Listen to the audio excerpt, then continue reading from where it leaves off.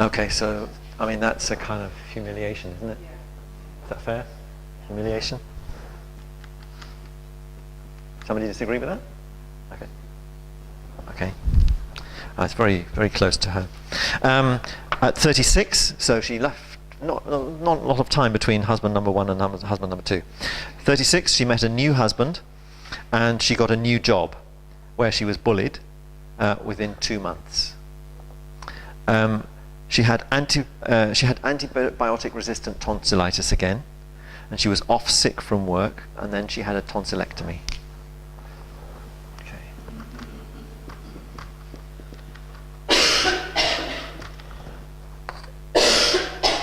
Ooh, sorry, it's 2 L. All right. Okay. She then, at age 38, began to have abdominal pains, where they discovered endometriosis.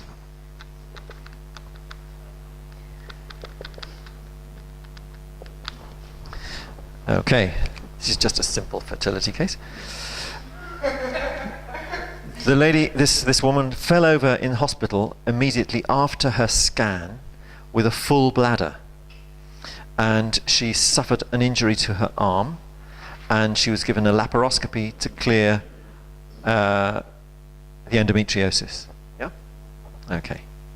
So there's been a lot of interference here, and there's also been injury. I'm not going to labour the injury bit too much, but I will put it down because it comes up again.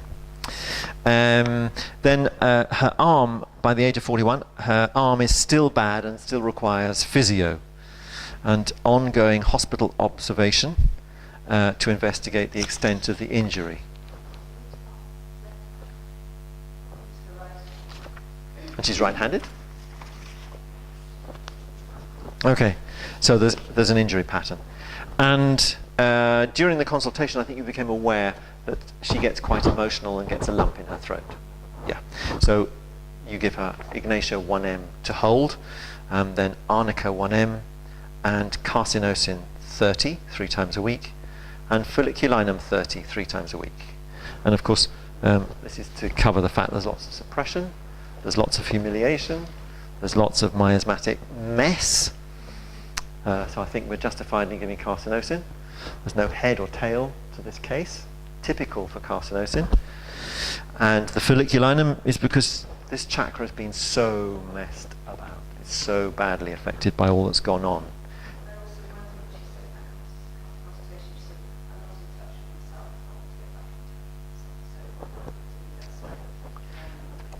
Well, do you remember I said all her challenges were in Pisces? Okay, she's a Sagittarian, but her challenges in this life are all in Pisces. And that's very typical of a Piscean challenge. I'm just not in touch with myself. Yeah. They don't want to be here. They want to be up there.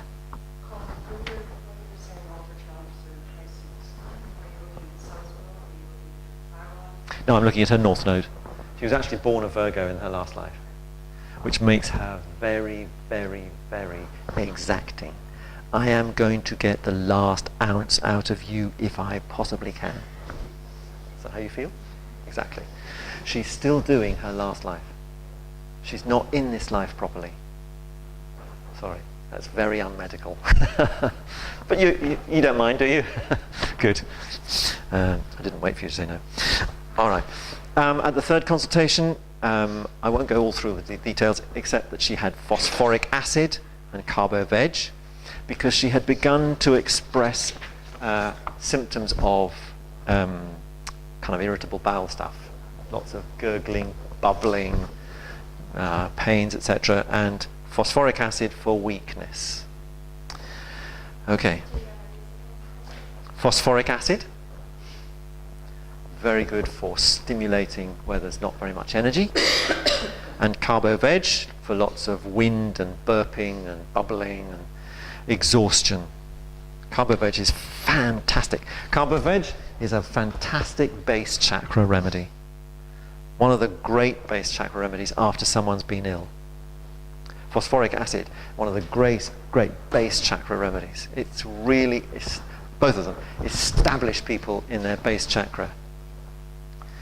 And in fact, I would say, looking at what you've done, what you have done even if you're muddled as to what else, what you have done is you've put her back in touch with her base center. She doesn't like being there, but you have. Okay, so the fourth consultation, she says, and I quote, here comes trouble. I'm dealing with issues with my sister's pregnancy, and I'm in the middle, reassuring my sister and mediating between her and my judgmental and depressed father. I can see both sides. I feel strong enough to deal with it and can put up a protective barrier. Oh dear, this does not sound good. Her husband is trying to find reasons why it didn't work, the IVF. And I feel my clock is ticking with my 42nd birthday coming up next. There are domestic arguments with husband over cleaning. I'm very weepy at the period. I'm trying not to put pressure on him. Okay? Okay. So I have to say it is a Virgo who will say to her husband, why don't you help doing the cleaning? I know she's a Sagittarian, but last time she was a Virgo. Also, when she was going through the first IVF, her sister was also going through IVF. It's very relevant. So then when she's talking about dealing, I suspect she's very caught up in looking after her sister and being like that. So there's a familial, Exactly. So all of this is taking place in a context of family dynamics that are difficult. Sister, mother, father. What did you say about the father? Depressed and judgmental. That's really hard. Really hard. And she's the older sister, isn't she? Yeah. And this is the point at which you discussed ideas behind homeopathic fertility program. And you were thinking about the Liz Laylaw package. Okay. And the patient is keen to try and help her fertility with homeopathy in general. So now we've shifted, haven't we? We're not just talking about how can you help me with the anesthesia or shock, but actually can you help to get me pregnant? Okay, so she's shifted. And you do this by giving this prescription. Carcinosin 200, Folliculinum 30 to continue once a week, Thuya 200 once a week, Natmur 200 once a week. Then there's also Sepia 6 daily, Borax 30 daily, and Agnus Castus 12x daily. And that's pretty much something you've kept, that prescription you've kept going, haven't you? Altering it a little bit, but kept going for the next few months. Okay. And I'm going to be really blunt and say the only thing I would quarrel with is that you've put here Sepia 30 once a day for 7 days, and then you went down to 6. Sorry. I know there's a fashion in some places for doing descending potencies. I would ask you not to do them, because you engraft the physicality of a remedy on a patient. Yeah. Don't ever go from the spiritual level of 10 M's, for example, down to the physical level of... Yeah, I can understand the logic of it, but there's no logic in homeopathy. It's true, there's no logic. It's essentially homeopathy is guided by the patient, and the patient's being has its own agenda that's absolutely unique from everybody else on the planet. Yeah.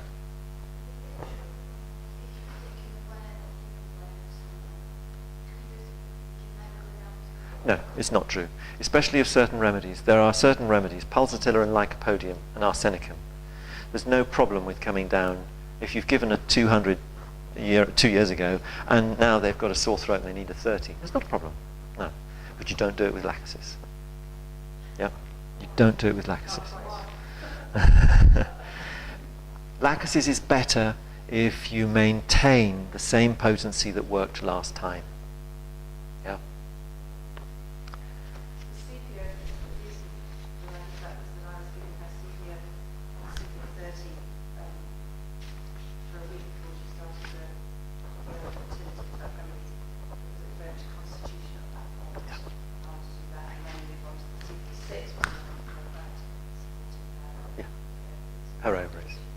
Okay. All right. You know why? I mean, you'd have been better just to stick with the 30s all the time. Yeah. But we'll come back to that in a minute. Okay. And at her 5th consultation, we have lots of patient arriving very anxious. She's had, she's been told that her ovaries, I mean, this is NHS for you. National Health Service will tell you when you're really down and anxious. They'll tell you, oh, madam, your ovaries are the ovaries of a 48-year-old. Isn't that really sensible? And she's given a whole lot of statistics to tell her why that's so. You know, she's missing something, missing some sort of hormonal stuff. However, the good news, you've got the bad news now, but the good news is that you've got 3 eggs that are fertilized. They had fertilized. But unfortunately, one of them was abnormal. Okay, so we're going down here. The other 2 embryos had started to divide. So the IVF was working. Okay, the patient was in shock, feeling conflicted, and could not process all this information. How many people go into hospital given a barrage of information? How can you process that? You're not a textbook. So, very often it's useful when someone goes into hospital for anything like this, give them Budlia. Budlia 10M.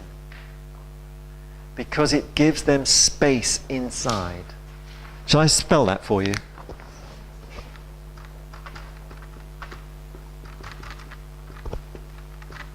Budlia. Budlia is the butterfly bush. It's a very beautiful remedy. It's very, very much in the crown center. Okay, and it's a disaster remedy. So Budlia before you go in to hear something like this means that, okay, I can weigh this up. Whereas if you don't have the Budlia, it's like, oh, what was that? Yeah. So she felt angry, and she had trembling in the tummy, trembling in the abdomen, tension headache.